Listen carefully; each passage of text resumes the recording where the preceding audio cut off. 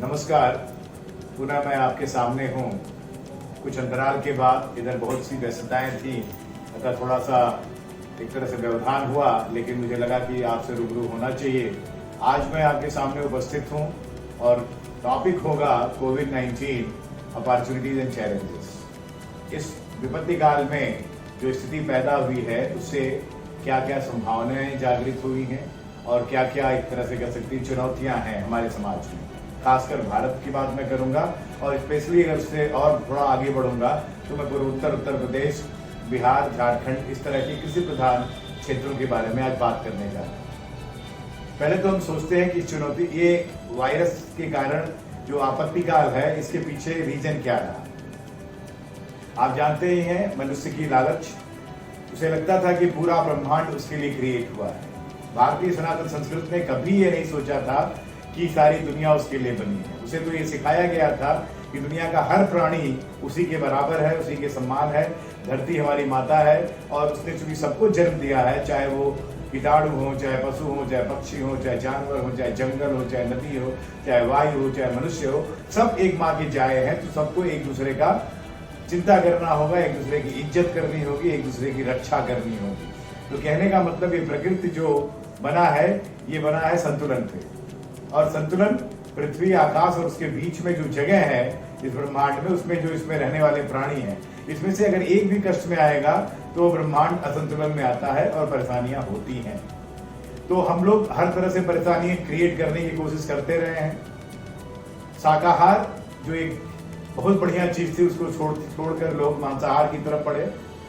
आज विडंबना ये है कि 700 करोड़ की आबादी में केवल 60 करोड़ लोग शाकाहारी हैं और बाकी 640 करोड़ लोग मांसाहारी हैं। मुझे बताते हुए आपको बहुत दुख हो रहा है कि इस पृथ्वी पर एक शाकाहारी के बराबर, जो एक शाकाहारी जितना बड़ा बोझ डालता है उसका 10 गुना से ज्यादा बोझ एक मांसाहारी डालता है। और हम इतना ज्यादा लालची हो गए थे कि आप समझ लीजिए कि हर सप्ताह अगर आप कैलकुलेट करेंगे करीब हजारों करोड़ आप लोग कह सकते हैं कि मनुष्य जानवरों को मारकर हम खा जाते हैं। 10,000 स्पीसीज हर साल लुप्त हो जा रही है। तो हमारे एक्शन से पृथ्वी में असंतुलन पैदा हुआ और उसी का रिजल्ट है कि इस तरह के वायरस का प्रादुर्भाव। और ये तो पहला मौका है, अगर हम अभी भी नहीं चेते तो हो सकता है ये बार बार इस तरह की घटनाएं हमारे साथ घटे, इसकी पुनरावृत्ति हो। तो हमें तो सुधरना है। पहली बात कि आप सुधरिए और आप देखिए कि कैसा जीवन हम जिए जिससे हमारा स्वास्थ्य उत्तम हो और ये धरती का स्वास्थ्य भी उत्तम हो।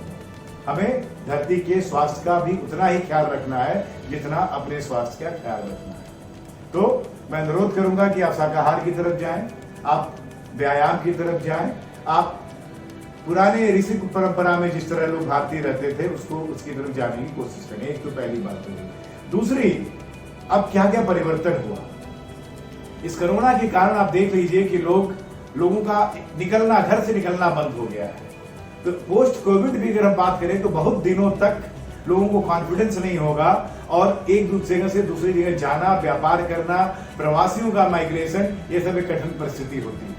एक देश से दूसरे देश में जाना कठिन होगा, एक प्रदेश से दूसरे प्रदेश में जाना कठिन होगा और इसलिए अब लोकल इकोनॉमी को जोर देना है। जैसे कि हमारे माननीय प्रधानमंत्री ने कहा कि आप लोकल पर जोर दीजिए और उसके लिए वोकल होइए।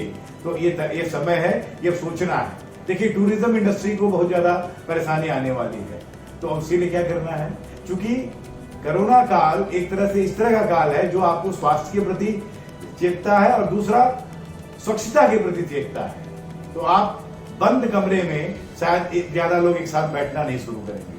तो बड़े बड़े होटल्स में लोग कब लौटेंगे मुझे नहीं पता, लेकिन ये बहुत उचित समय है जब आप विलेज टूरिज्म की बात करिए, जब आप जंगल टूरिज्म की बात करिए। खुले में एक बढ़िया माहौल बने जहां लोग जाएं और समझे प्रकृति को, एक नया व्यवसाय क्रिएट कर सकते हैं। दूसरा, अपने गांव में आप देखिए कि किसान अपने उत्पाद को बहुत सस्ते में बेच देता है और कभी कभी उसको खरीदार नहीं मिलता और वो इंतजार करता है कि सरकार कोई प्राइस सेट करे और उसमें उसका बिक्री हो। लेकिन इस समय जब प्रवासी लोग वापस लौटे हैं तो बहुत से स्किल्ड पर्सन गांव में लौट के आए।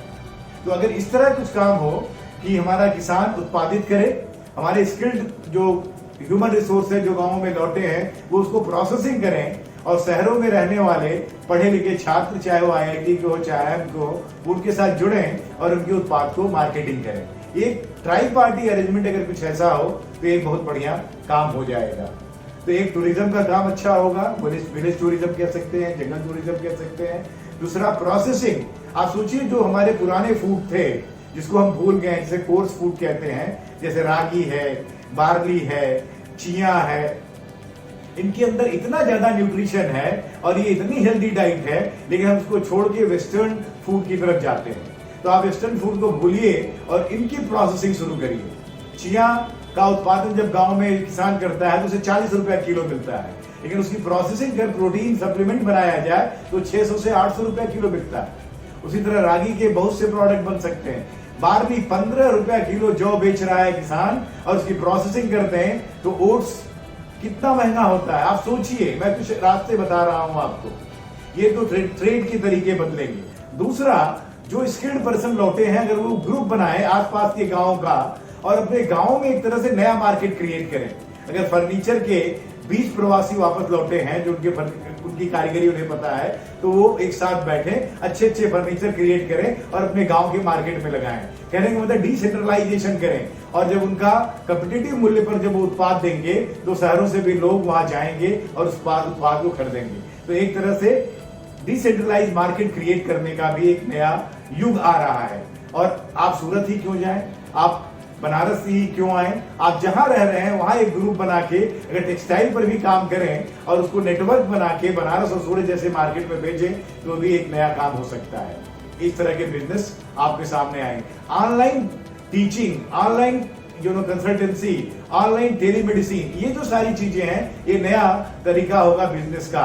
तो जो बच्चे जिनके अंदर क्षमता है, जो IT जानते हैं, जो AI जानते हैं, जो ML जानते हैं, वीडियो मेकिंग भी एक बहुत बड़ा धंधा होने वाला है, कार्य हो सकता है, बिजनेस हो सकता है। ये नए नए क्षेत्र हैं, इनको एक्सप्लोर करें, आप जरूर सफलता मिलेगी। अब अंत में मैं थोड़ी सी और बात करना चाहूंगा, वीडियो ज्यादा लंबा ना हो।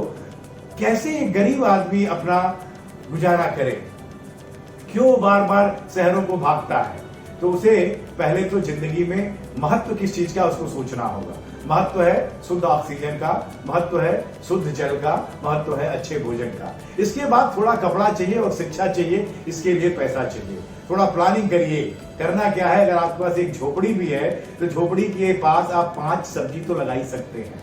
नेनुआ का बीज डाल सकते हैं, लौकी का बीज डाल सकते हैं, कोहड़ा का बीज डाल सकते हैं। लतर चढ़ के आपकी झोपड़ी पर आपको सब्जी दे देगी। आप अपने घर के तुरंत आगे सामने सहजन का एक पेड़ लगा लें, एक कटहल का पेड़ लगा लें, 1-2 मौसमी फल लगा लें, आपको फल मिल सकता है। हर मौसम के हिसाब से अगर आप एक एक पेड़ लगा लेते हैं तो आपको फल खाने को मिल सकता है। फिर दलहन, तिलहन या अनाज, इसको भी आप देखें किस तरह आप उत्पादित कर सकते हैं। बहुत से मॉडल हैं, बहुत से गांवों में प्रयास हुए हैं कि आप अपने को स्वावलंबी कैसे बनाएं। तो पहली जरूरत है, पैसे पर ओवर डिपेंडेंसी को खत्म करिए। पहले ये देखिए कि आपके लिए जरूरी क्या चीज है, उसको उत्पादित करिए। ग्रामीण भारत के लिए जरूरी है, ग्रामीण भारत के लिए ये भी जरूरी है कि वो अपनी चीजों को प्रोसेस करे। किसान, उस गांव के स्किल्ड युवा, और शहरों में एक नेटवर्क बनाकर उसको मार्केटिंग करने की सोचे, ऑर्गेनिक प्रोडक्ट की तरफ जाए। आप अपना लोकल इंडिजिनस नया फास्ट फूड ले आइए, उसको प्रचलित करने की कोशिश करिए। लोकल बिजनेस को प्रमोट करिए। MSMEs को चाहिए कि अब वो लोकल जो श्रमिक हैं उन पर ज्यादा ध्यान दें, जरूरत पड़े तो उनको ट्रेन करें और अपने काम में लगाएं। और MSMEs के लिए भी एक क्लू है कि उनको अपने क्षेत्र विशेष के उत्पाद के अनुसार प्रोडक्ट को बनाना होगा और मार्केट करना होगा। यद्यपि अब सैनिटाइजेशन एक बहुत बड़ा प्रोडक्ट होने जा रहा है, जिसको लोग बनाना शुरू कर दिए। बहुत अच्छी बात है, तरह तरह के प्रोडक्ट बन के आ रहे हैं, स्वागत है। लेकिन आप सोचिए और बार बार उस बात की सोचिए कि हर जगह का अपनी एक विशिष्टता है। उस विशिष्टता को अगर हम मार्केट करेंगे तो जरूर सफल होंगे। इसलिए अपने गांव में जंगल लगाइए, अपने गांव के तालाबों को आप फिर से संरक्षित करिए, तालाबों में मछलियां पालिए। मछलियां पालने के साथ साथ उसमें आप मोती का भी पालन कर सकते हैं, मोती भी उससे क्रिएट कर सकते हैं। बहुत सी टेक्नोलॉजीज है, उसका ध्यान करिए। तो तरह तरह के उन्नत कृषि करके, प्रोडक्ट को प्रोसेस करके उसको मार्केट ले जाइए। लोकल टूरिज्म को बढ़ावा दीजिए, विलेज टूरिज्म, जंगल टूरिज्म को बढ़ावा दीजिए। जंगल क्रिएट करिए। एनिमल्स का ज्यादा से ज्यादा यूज करिए जिससे वो बेकार ना हो। और अंत में मैं फिर से कहूंगा कि इस धरती को बचाना है, इस धरा को फिर से सस्य श्यामला बनाना है, तो शाकाहारी ही होइए। धन्यवाद। Thank you very much.